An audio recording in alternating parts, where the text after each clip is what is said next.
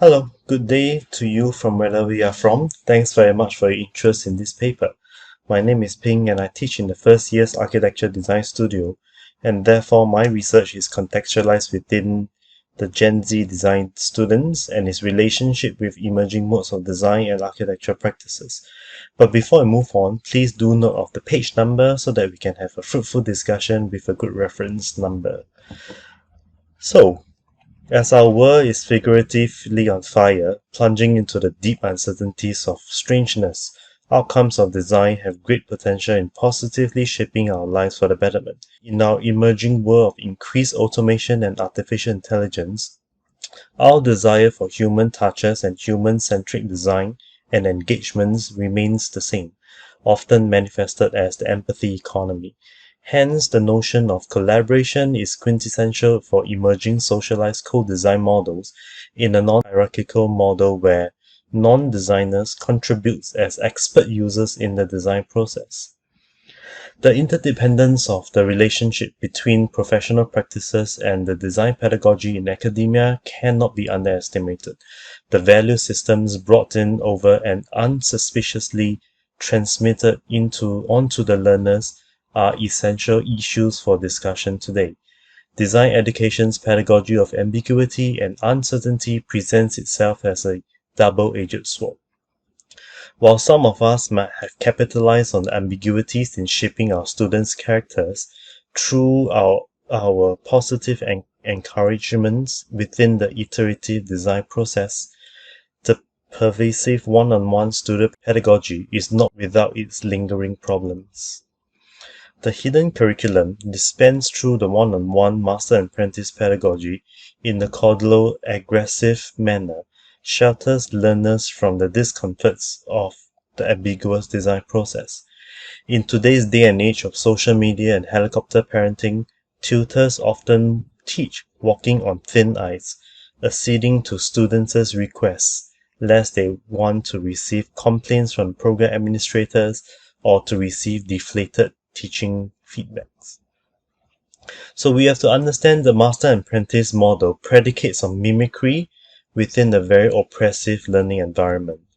Tutors coerces students into faithfully reproducing their stylistic preferences and dominant value systems within professional practices. The oppressive hidden curriculum, they are often discussed in literature, but they are seldom reacted upon. As we move into the uncertainties of the 21st century, educators also need to reconsider the importance of non-cognitive skills, otherwise known as learning skills for our learners.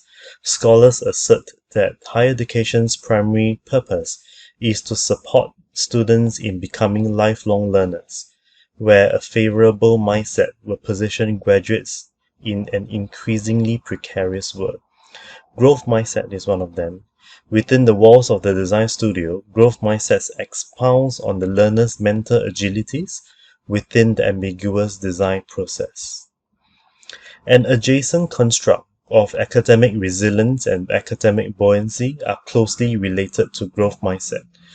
All of these constructs, they're arguably a learned behavior that enables learner to be comfortable within this ambiguous learning process and for them to be able to bounce back, feeding on lessons learned from setbacks and impediments. So after all, there will be no shortages of crisis and disappointments in our daily affairs of the design studios from the learner's perspective. Favorable mindsets and behaviors are arguably best practiced and instilled early in their learners' design education, whereas the oppressive hidden curriculum, they are often enculturated within the years.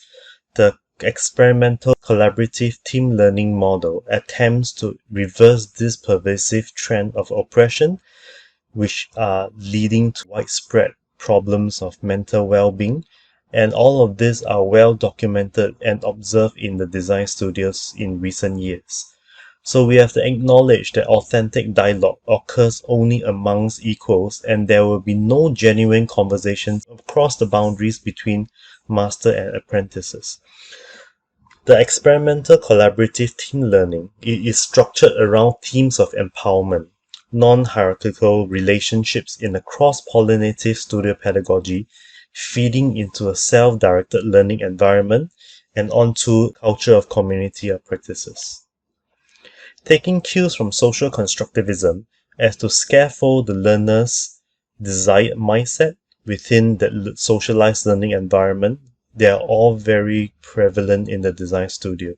So now it is to make it a little bit more explicit as to carefully scaffold their learning experiences and knowledges. So CTL predominantly allows learners to question their own assumptions and biasness in dismantling the logical fallacies of the pervasive mystery as mastery, and most importantly for students not to accept the tutor's authoritative feedback as the absolute truth. So the research design is being contextualized within the Year 1 design studios, as first year's architecture students were invited to participate in the year-long randomized controlled trial, as they are all being randomly separated into two main pedagogical groups. The first one being the one-on-one Master-and-Apprentice model, and the second one being the collaborative team learning model. So it is to really understand if the inculcation of growth mindset is really indeed viable within the pedagogies of uncertainties, and the readings of the growth mindset will then be cross-validated through the comparison of their academic performances. So the students will have identical design brief, identical marking rubrics, right down to the same panel of tutors marking them, as well as the contact time and teaching ratio of 1:14. Two main data will be collected, the first being the academic scores and the second being Carol Dweck's growth mindset questionnaire. So for the questionnaire, questions will include: I would use adverse situations to motivate myself, and I would seek encouragement from my families and friends.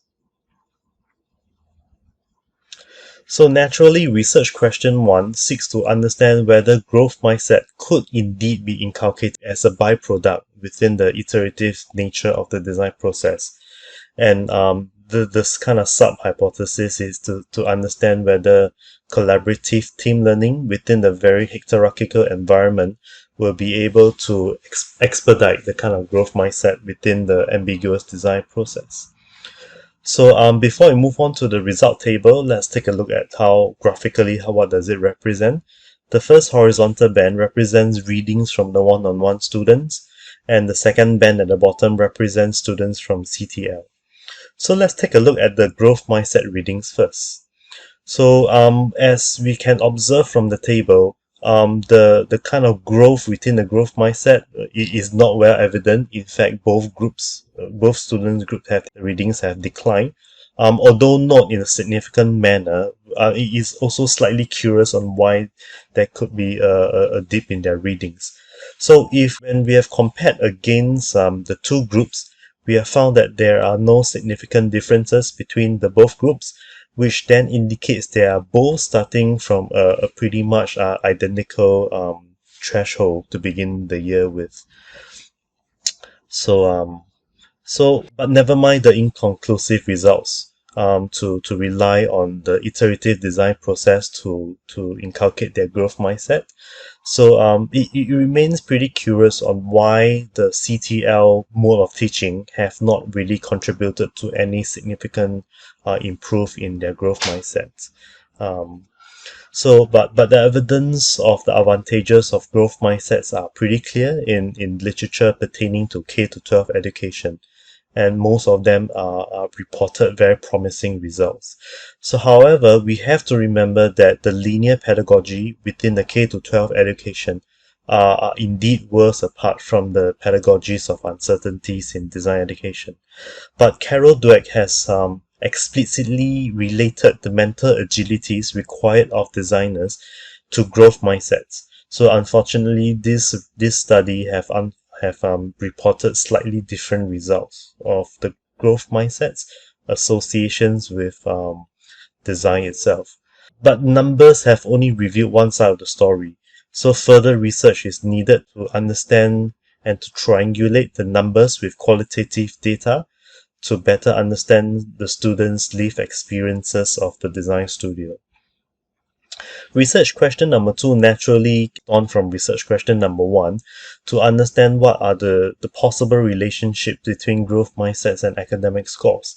And it is therefore hypothesized that CTL's learners will academically outperform their OOO peers because of their advancements of their growth mindset, which if you could remember the results from research question number 1, that is not the case. But the interesting thing is that once we have understood their academic performances, we can come to a conclusion in which the CTL learners they have performed better in terms of their academic performances over their one-on-one studio peers. On both instances, from data set point number 1 and data point number 2, which is about 4 to 5 months apart, the CTL students have both outperformed the one-on-one students very well. So they are statistically significant. But one other interesting finding is that while the grades of the CTL students have kind of remained kind of consistent when we are running through a PET-T test, so the same cannot be said for the one-on-one student. In fact, their grades have plummeted significantly, which is to much curiosity on why it has happened. Although both groups of the learners, their growth mindset readings are very comparable in all instances, in all data points, the CTL students have managed to have better scores. This have strongly suggested that through simply the recalibration of the power structures between in the one-on-one design studios, by shifting away from the oppressive master-and-apprentice model, have yield significant outperformances in the academic.